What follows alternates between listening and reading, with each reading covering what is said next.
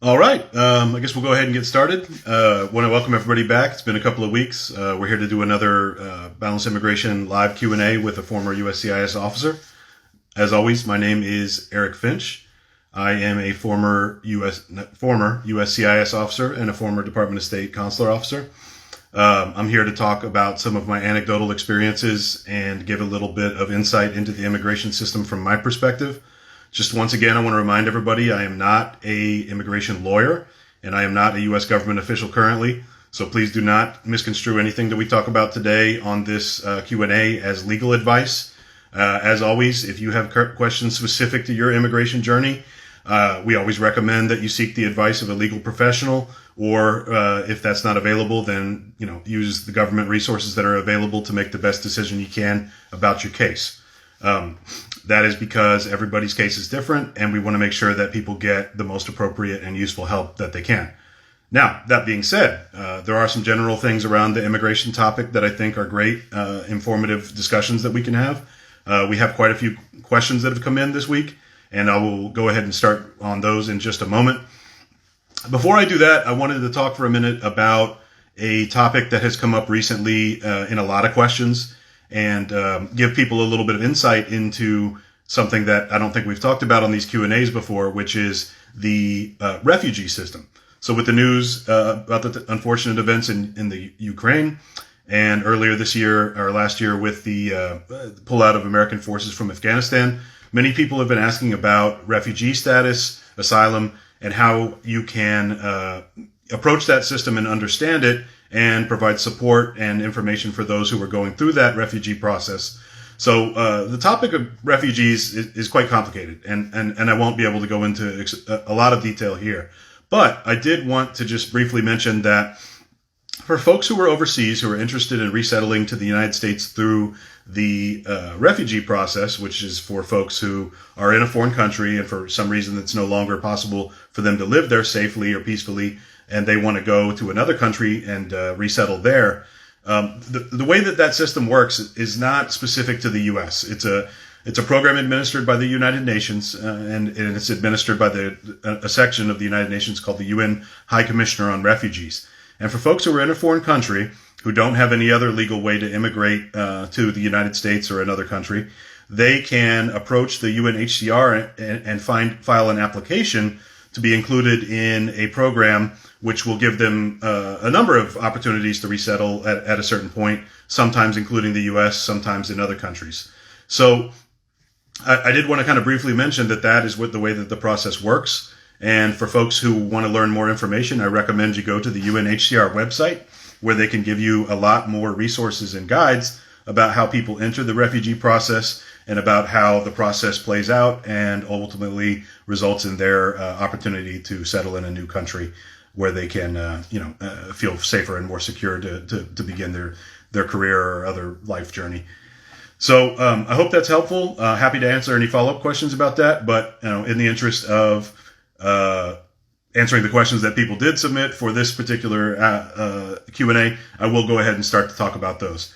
Now I'm gonna prefer to answer the ones that came in early because I want to make sure that those folks are rewarded for giving us those questions ahead of time. But we will answer some of the other questions that are coming in also as we can. So the first question that I got this week was, what can we do to expedite a background check for an I-485?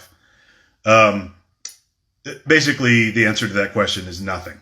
The background check is an internal U.S. government process by which they, go through the databases and public law enforcement information that they have access to and make sure that there is no issues or discrepancies that haven't been uncovered elsewhere in the process that would cause a problem with the green card application or the other immigration application that's being filed.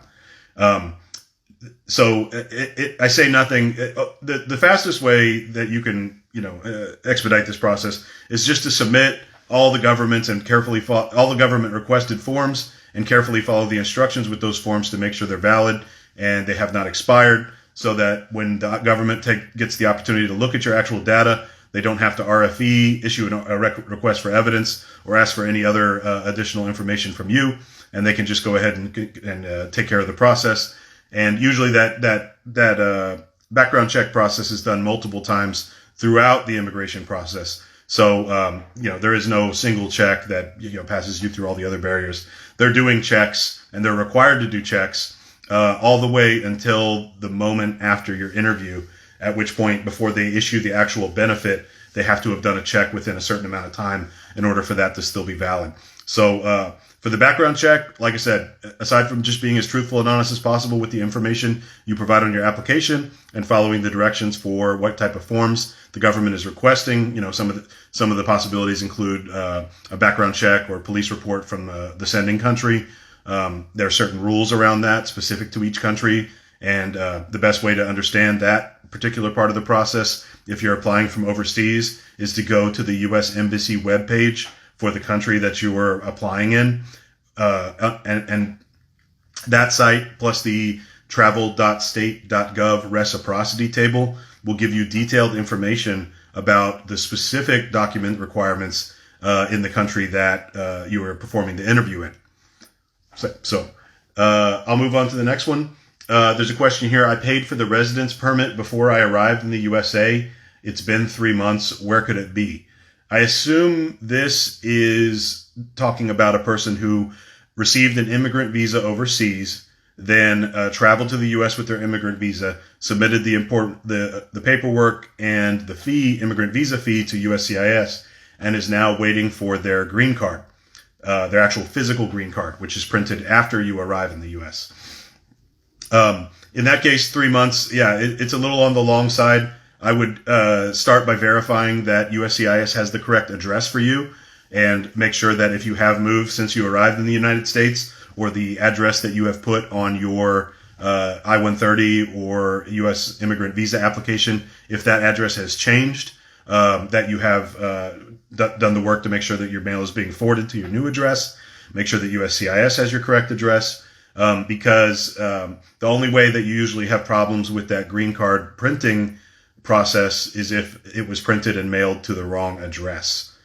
So please update your address and make sure that information is as up to date as possible. Make sure that you forward all mail from any addresses that you had used prior to the point at which you arrived in the United States. And if you still haven't received the green card after about 90 to 120 days, then you need to begin the process. You need to contact USCIS and begin the process to understand whether that green card was printed and why it did not arrive at the place that you expected it.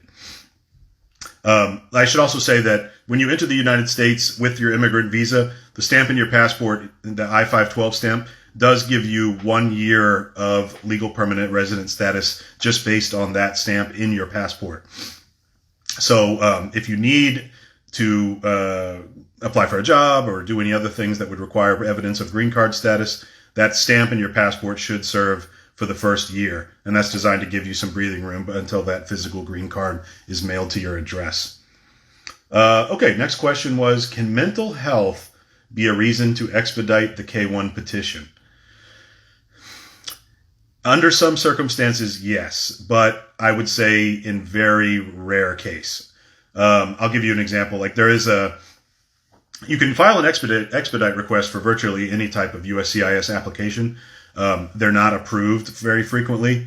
The reason is because that the general, and I think I've talked about this on prior Q&As, generally the criteria that they're going to grant an expedited processing for is around like what I would call life and death circumstances. So for folks that, perhaps you have a terminal illness, and expedited processing of that fiancé visa is the only way that your fiancé will be able to see you or talk to you before your health declines. That may be something that they would consider. But for reasons like we just want to be together, or I'm stressed out because I can't see my fiancé, or we're missing a career opportunity because this person can't arrive here sooner, those requests will not generally not be granted. So outside of what I would think of as a life or death emergency, you're going to have a difficult time getting expedited processing approved for the K-1. Now that's mostly around the USCIS process, which we know is about the processing of the I-129F petition, which is what gives the fiancé the ability to apply for the actual visa overseas. Once the petition has been approved and the item is at NVC or it has been scheduled for an interview at the US. NVC, again, will also adopt the same approach. Generally, they're not going to expedite the processing of your sort of pre-interview steps, but that process works quite quickly if you submit the documents and things that they're looking for. Once your interview is pending scheduling at the consulate, you can work directly with the consulate, and under some circumstances, they may be more flexible in allowing you to get an expedited interview. Again, that's after the petition has been approved and after you've gone through the NVC process to get all your documents and paperwork prepared. So yeah, I hope that helps. And to be clear, the NVC process for fiancé visa applicants is not really much beyond, I think, collecting a few basic documents. So you shouldn't be held up there for very long. And like I said, if you're overseas, you're waiting, scheduling at the consulate, you can reach out to them via their public-facing email accounts and other things that you could find on the U.S. Embassy webpage, and hopefully, try your luck. The worst they can say is no. So might be useful in some cases there.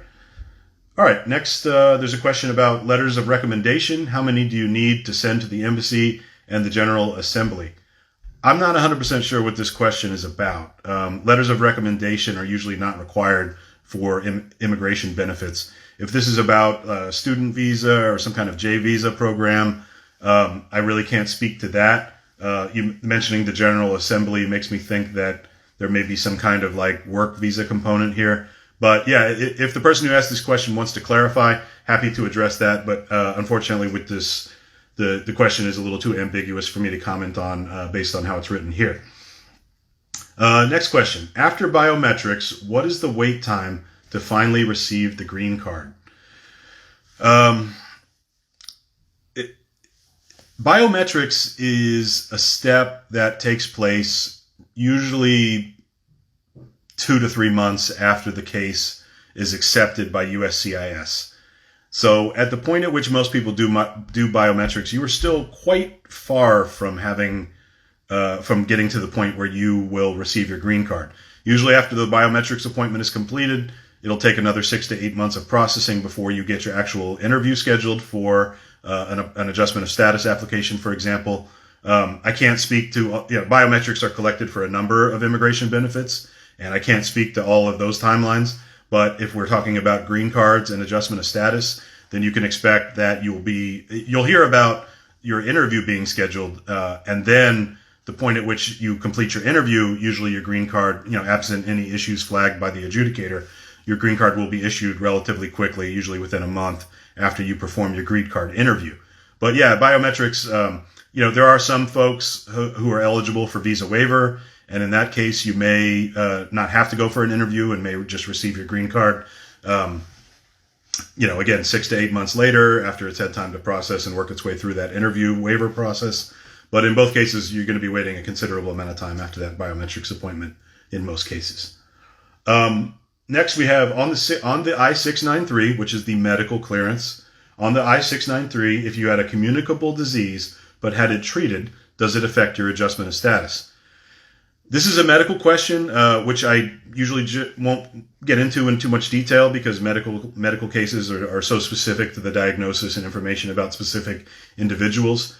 But generally speaking, yes, there are a number of communicable diseases. I believe tuberculosis is one, where if the illness has been treated effectively and is not communicable, or depending on the illness, like doesn't meet some other criteria, then usually you'll provide supporting medical evidence to substantiate that, and then you'll be able to overcome the medical ineligibility associated with that disease. So yeah, I would follow your doctor's guidance, the medical professional's guidance, and if the agency needs to see further evidence along with the I-693 and the documents you submit, usually they'll reach out via RFE to make sure that they have the documents that they need.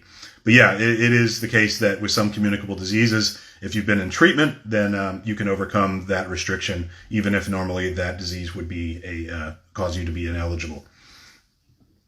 Excuse me. All right, next, can I send the NVC forms before they ask for them? No. The NVC doesn't really have any records on you until they receive your petition and create your DOS case number. So anything you send them before that probably wouldn't really have anywhere to go yet. So yeah, you should wait till they reach out and give you the information you need to create an account, log on and provide that info, and then you can proceed with their process. One exception may be if you originally planned to file for an overseas interview for your application and later your spouse or fiance or whoever else has now arrived in the States and you want to switch to adjustment of status, even though you already filed your I-130, then yeah, you do need to reach out to NVC and let them know that you have you are planning to actually adjust status instead of apply overseas, so that they can route your I-130 information back to USCIS for scheduling for a domestic U.S. interview. Okay, we're about halfway through the ones that we submitted in advance, so I will dip out for a second and react to a few of the questions that we're receiving in chat from my colleague here. There's a question: can we apply for U.S. citizenship along with the I-130 for my spouse? The answer to that is no.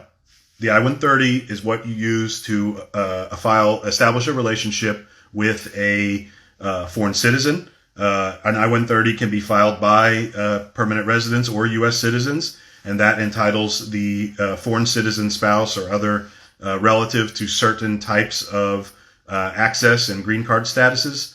But becoming a citizen is something that happens after you become a legal permanent resident and you meet some additional requirements.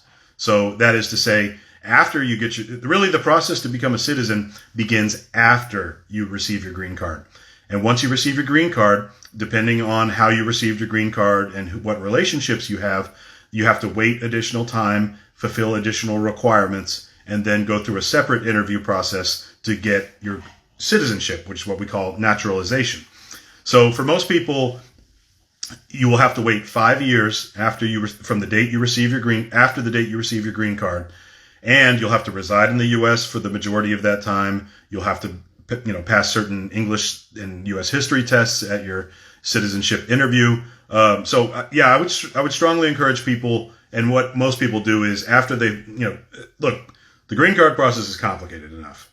And I think for most people, that's something that they really want to focus on until they've finished that process. And then, you'll have quite a bit of time after you get your green card to research and explore what the requirements are for naturalization and decide when you want to begin that process. Like I said, for most people who aren't spouses of U.S. citizens, that's a 5-year wait with some additional requirements, so plenty of time to look into that. For folks who are married to a U.S. citizen, that's a 3-year wait, and you can begin the process after that. Now, I say 5-year, I say 3-year. There's no requirement that you, at that point, you don't have to naturalize. You don't ever have to become a U.S. citizen, but you become eligible after those timelines are met and other requirements are met. So no, you can't file the N-400 naturalization application with the I-130. You're gonna have to wait till you receive the green card, and then you can start looking at the requirements to take the next step. Next, we have a more specific one. We have a K-1 interview appointment in Poland. What's the over-under spread on whether Russians will be able to attend upcoming K-1 interviews at the only embassy helping them? Interesting question. So maybe folks know this, maybe they don't, but due to a somewhat rocky relationship between the United States and Russia over the last 5 to 10 years, a number of consulates and embassies in Russia have ceased operations. And that includes, I believe, Vladivostok, like St. Petersburg, even in Moscow. I think they're operating on a skeleton crew now and may not be doing a lot of consular services, if any at all. So in that scenario, I think the vast majority of the people who would normally apply in Russia have been diverted to Warsaw in Poland, and they're I don't know if it's explicit, but a large number of Russian applicants are going there to get U.S. visas, because there's no other in-country embassy that can service their needs. This creates an interesting problem because Warsaw is actually one of the biggest operations and one of the bigger consulates in U.S. consular operations in the vicinity for Ukraine as well. And especially at this moment when the situation in Ukraine is becoming very challenging for a lot of people, that a lot of them are moving into Poland. and applying for different visas and things that they may have been eligible for up to that point, but haven't made the hadn't started the process to apply.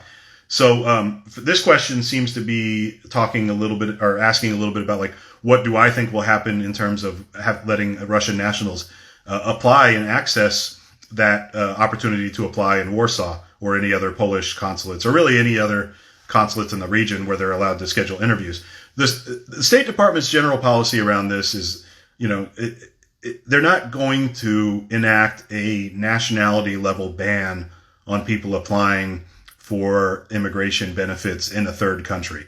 By that, I mean, they're not going to say, and to my knowledge, they have never said that a person who holds this country's passport simply cannot apply for anything at any place in the world, any U.S. consulate or embassy.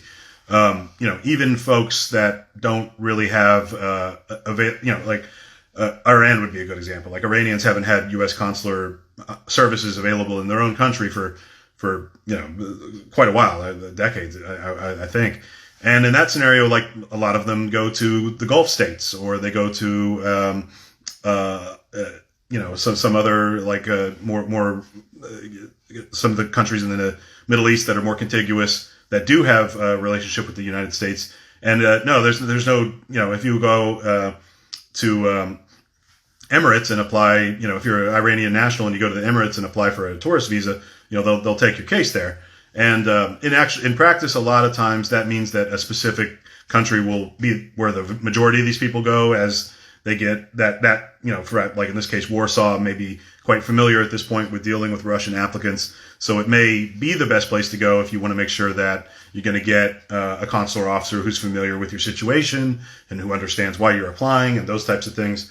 So, to my knowledge, the U.S. State Department is not going to enact any restrictions along those lines.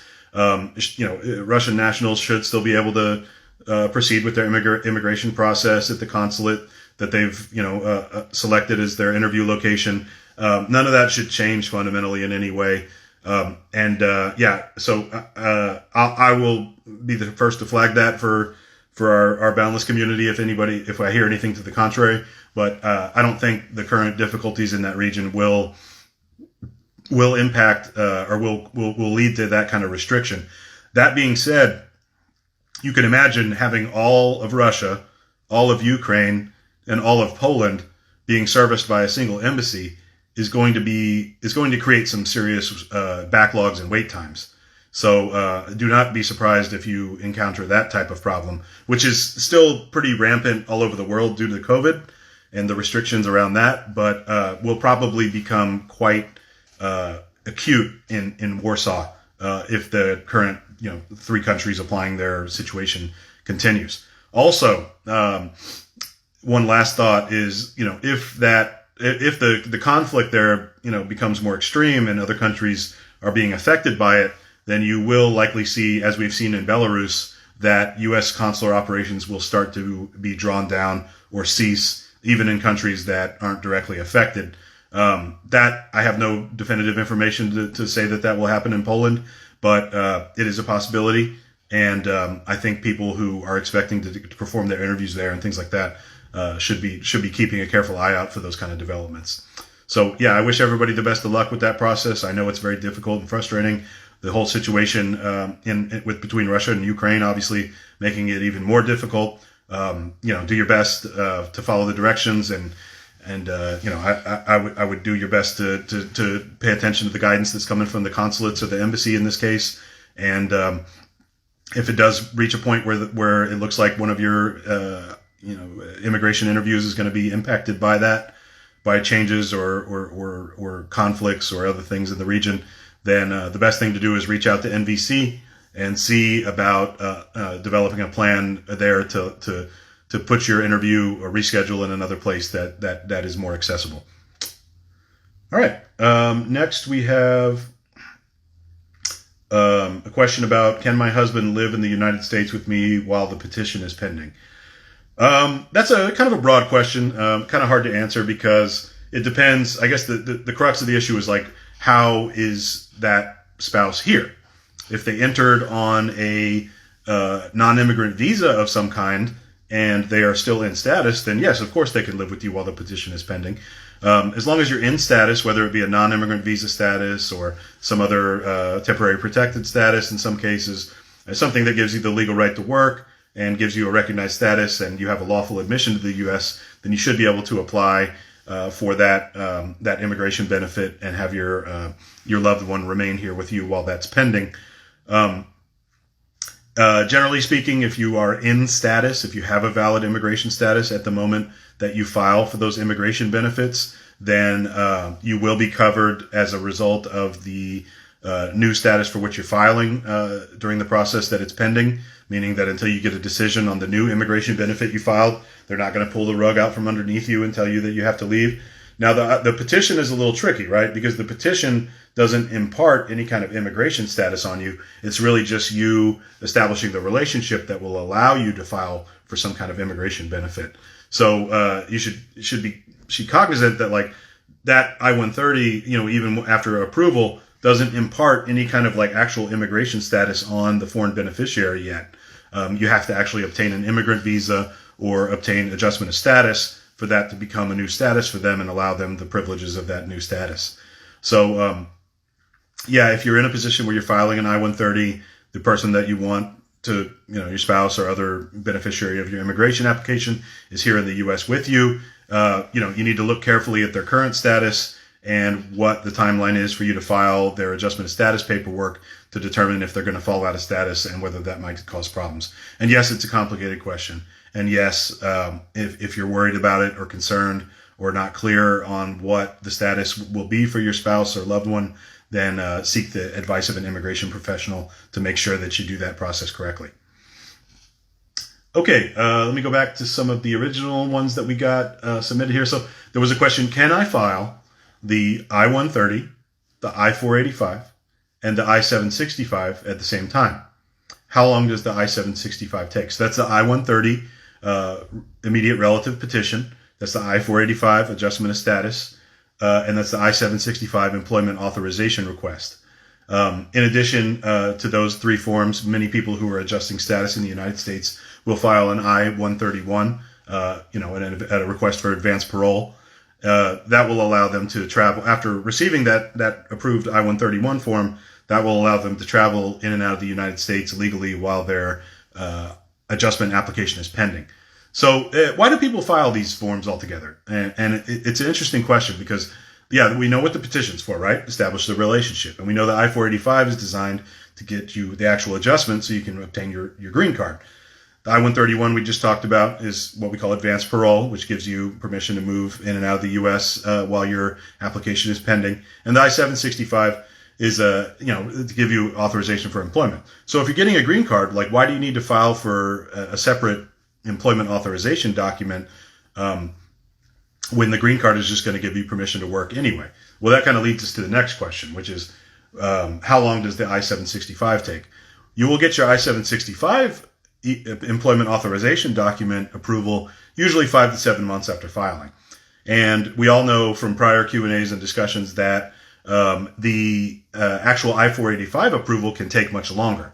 So generally speaking, the reason that people file these additional forms, and they're eligible to file them, is so that, if your green card takes 12 to 18 months, you still want to be able to work. And if you get your EAD 6 months out, that's, 6 months to a year of work that you can do while you wait for the final decision on your green card. So I would say, going back to this question, most people file those forms together. There's actually some of the fees that are waived that would normally be charged for like the I-765, for example, if you file it as part of a package with your adjustment application. And then, getting that employment authorization document 5 to 7 months in is really helpful so that you can begin working. And then, that takes some of the pressure off you and your spouse or your loved ones to support you while you're finishing up the whole process and waiting for your interview to get your green card. Of course, once you get the green card, the EAD is no longer necessary. The green card gives you permission to work legally in the United States for any employer that you choose. And that is your primary evidence of authorization for employment once you get it. Okay. There's a question about, do I need to get a new police report if my current police report is old? For these, it varies by country, and like, different countries have different requirements and like the different types of forms they issue. So I'm going to punt on that one and just sort of say, please go to travel.state.gov. Please look at the reciprocity schedule for the country that you're obtaining a police report in, and please follow the instructions on that Department of State webpage to determine what type of form is needed and what the validity of the form will be and when you might need to update with a newer form. All right. Next, there's a question. If USCIS says it will reply within 60 days, will it really reply within 60 days? I don't mean to be cheeky here. And, as a former USCIS adjudicator, I don't ever want to say anything, untrue about the agency. I'll say negative things if they're true. But in this case, I would say, yeah, USCIS, all the adjudicators that I ever worked with really did their best to be responsive. And, we know it's very stressful for people who are waiting on decisions or further information about their cases. So I think as a whole, the agency really does make an effort to be responsive and get the information that you need out to you as soon as possible. There are some things that they do that they have no control over. A lot of things around security or other arrangements that they're waiting on other agencies to respond to them. It may require some of their replies to take longer than the time that they initially quoted you. So I guess it's kind of a mixed answer, right? Like, I think generally for pretty simple issues or things that they want from you, they will be pretty responsive and try to get those informations and RFEs out to you so that you can respond as soon as possible. But there are also other cases where there's just something complicated about your case, or they're waiting for feedback from another government agency or partner. And in that kind of scenario, their hands are tied and they're just going to have to wait. So, I know it's very frustrating for people when they're waiting for things from the agency and they don't have a clear understanding of what's going to happen next or when. But, in those kind of cases, all you can really do is use those public-facing USCIS contact informations to try to reach out and get the best answer from them that you can. But yeah, it's going to be a little frustrating. Next up, can I bring my girlfriend to the USA to get married? How long does the process take? Another big question. The answer is yes. There is a K1 fiancé visa. We've kind of mentioned it a couple times at different points. And what that usually involves is you'll file some documents that say, this is my fiancé and here's the relationship that we have. That petition is called an I-129F.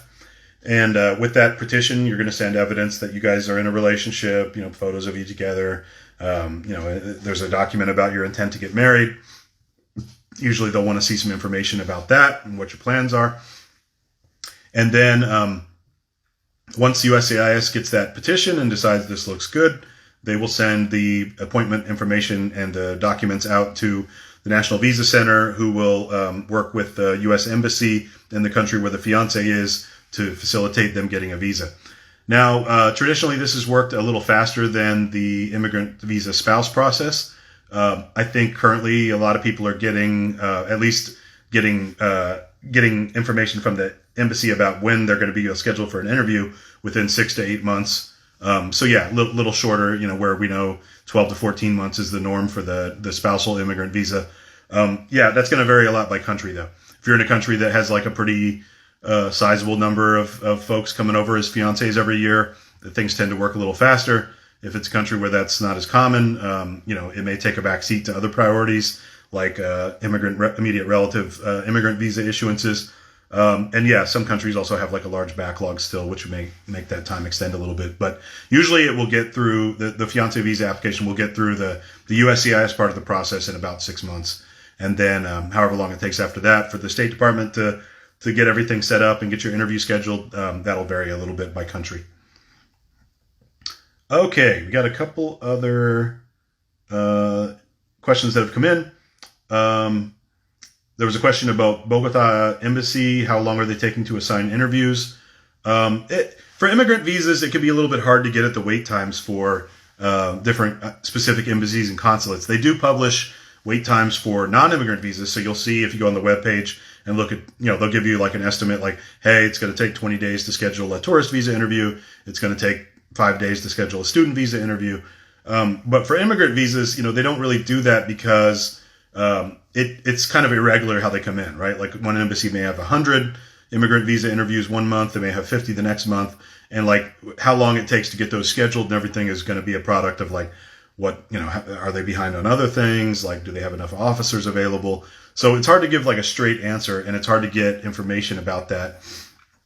And I can't really speak to Bogotá specifically, but one thing you can do for, any of these applications is, like I said, once you have a DOS case number assigned and you have done the steps that you need to do with the NVC, there's nothing wrong with reaching out to the embassy to see, hey, I'm in this process.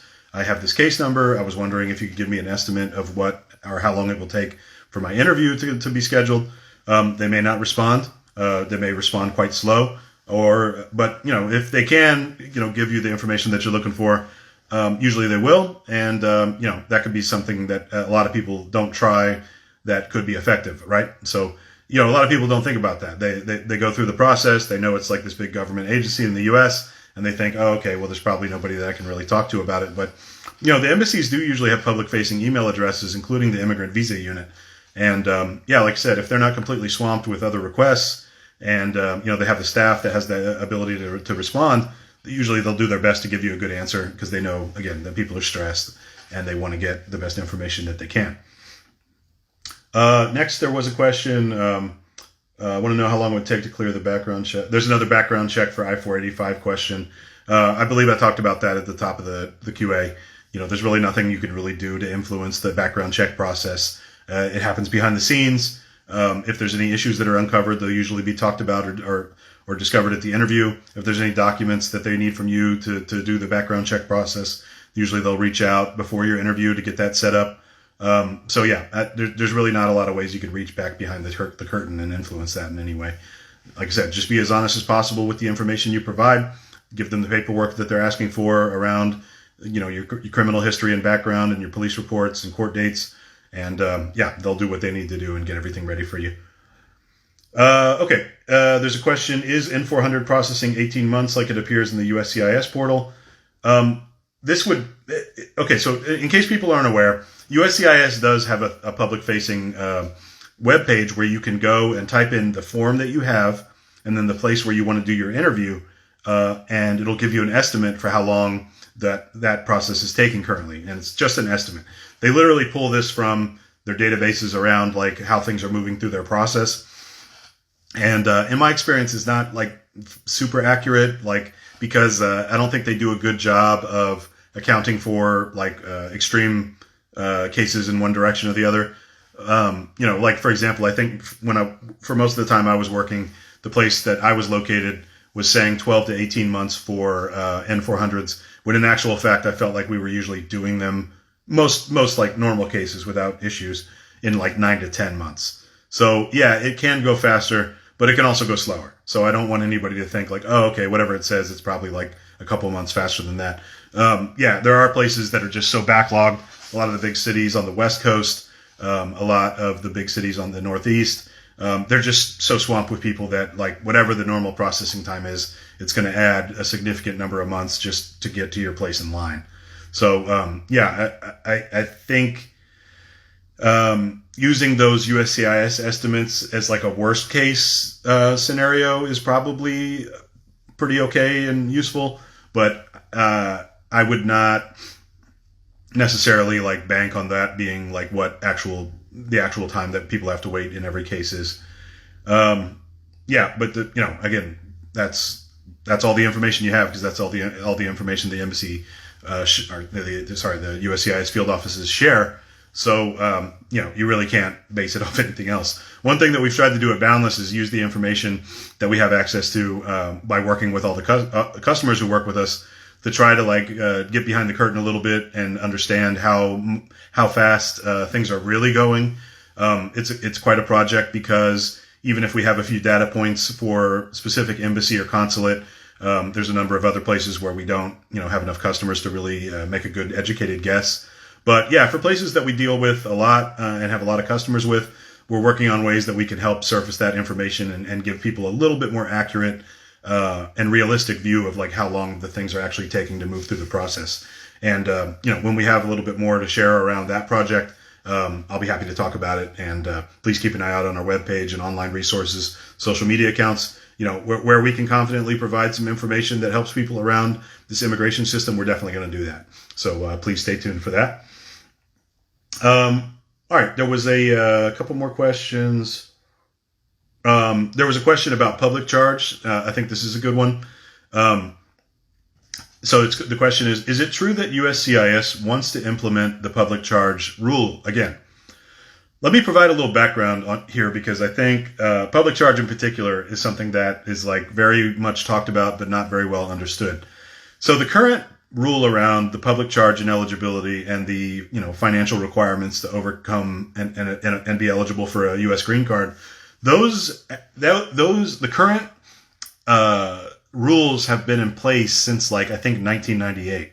So that I-864 form that you submit with your I-485 application for adjustment of status, or it's also submitted when you apply for the immigrant visa overseas, that is public charge.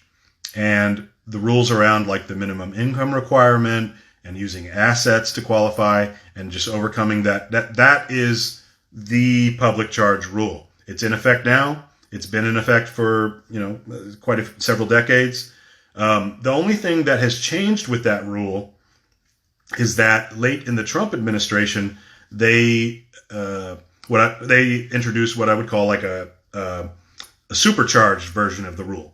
So they said, okay, here's what we've been doing up till now. And they said, we're going to introduce a new form, which is going to require even more information and more documents and more proof that you are eligible and overcome these requirements and things like that. And that made things extremely challenging for people to apply in the period that it was in effect for short periods during 2019 or 2020. Now, that enhanced public charge rule was ultimately challenged and then rolled back in U.S. Court.